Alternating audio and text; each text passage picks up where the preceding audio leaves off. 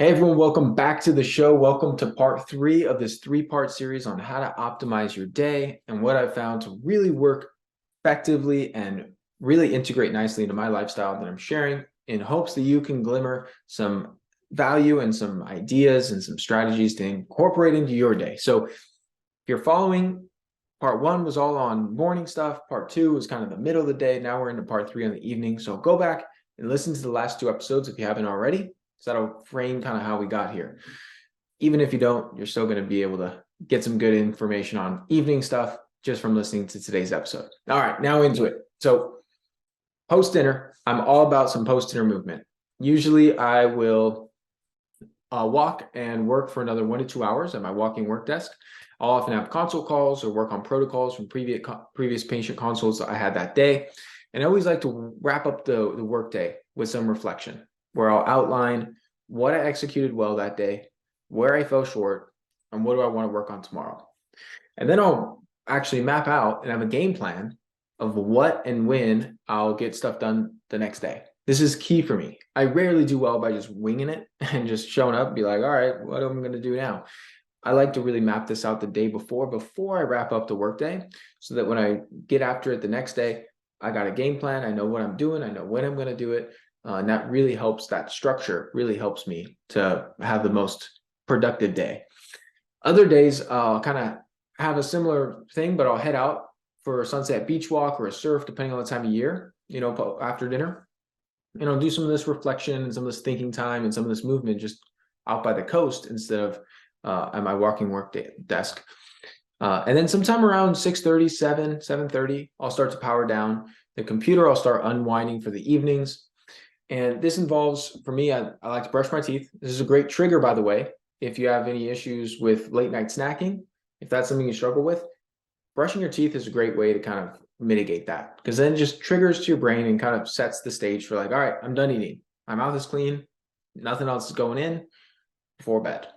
I'll oftentimes take a cool shower, although not always, but I like to, if I sweat or anything in the latter part of the afternoon, I'll take another shower just to kind of feel really clean going to bed. And then I'll pop on my blue light blocking glasses, head down to the living room and watch some TV with my girlfriend, Ashley. I really enjoy watching a good show or movie in the evenings. And I'll tell you what, kicking back on the recliner after a long day, when you're just both mentally and physically exhausted in all the right ways, feels so damn good.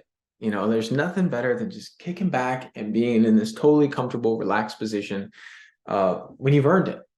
Conversely, I found that if I didn't adequately wear myself out or put in the work or actually like do something physically exertive and also like active that day, it's so much less satisfying and less enjoyable to kick back on the couch, kind of just feel like, whatever.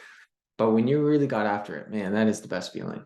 So I'll do some of that. And then I also like to do one of the best evening practices I found to really calm down the nervous system, relax the body, de-stress, decompress, is to couple stretching with deep breathing. So the way I do this is I'll do floor stretches. This is not like a yoga class, no warrior threes, nothing like that, where I'll just lay out and open up the back and the hip flexors and the hamstrings and do these different stretches. And while I do the stretch, I'll do it in cadence with my breath. So I'll do a deep inhale of 3 or 4 seconds in through the nose, deep into the belly, and then I'll do a long 7 or 8 second exhale.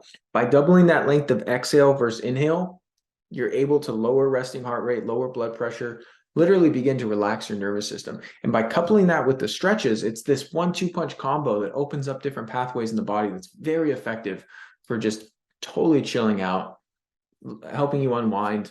And then you get the added benefit of the flexibility and mobility of doing the stretches and the overall oxygenation of the deep breathing. I think it's a fantastic practice. And it doesn't have to be a long time. You can do 4 or 5 minutes of this. You can do 10, you can do 15, depending on what you want to do. But just while you're watching TV or while you're hanging out with your partner or your kids, very, very effective. And then I like to take, as far as supplementation, I like to take some magnesium glycinate before bed. That's one of my staples as far as supplementation. And then I'll rotate through a number of other sleep nutrients, depending on what I'm currently testing or tinkering with. So that could be some 5-HTP, could be some GABA, could be some lion's mane, could be like a low dose melatonin. And then I also like kava in the evenings, any number of different things. I do like to mix it up, and I'll typically have try something for a few weeks and see what it really moves the needle as far as the data I'm getting from my Oura Ring, which is a sleep tracker, and seeing how it impacts my REM sleep, my deep sleep, my total sleep, my HRV and recovery metrics. And so by having that quantitative data, I'm able to say, hey, this is having this effect, this is having this effect. And so I'm constantly kind of experimenting with different things and seeing what works. And certain things work for me in certain times, and then, may not work other times. So it's really kind of a fascinating and constant learning curve as far as, and I just enjoy tinkering with this stuff, quite frankly. Even though a lot of these things have tremendous benefit, it's something that is almost like a hobby for me, where I like to kind of see what this is doing and be kind of an alchemist and figuring out what nutrients my brain and body are going to benefit the most of when it comes to sleep and recovery.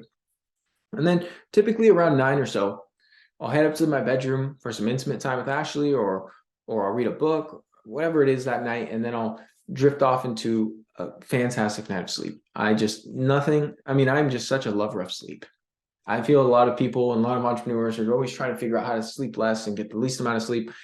I'm like, I want to sleep a good 7.5, 8.5 hours, because I just freaking love it. It feels so good, especially when it's colder out, like the winter months, getting all snuggled up in your comforter, and it's just the best.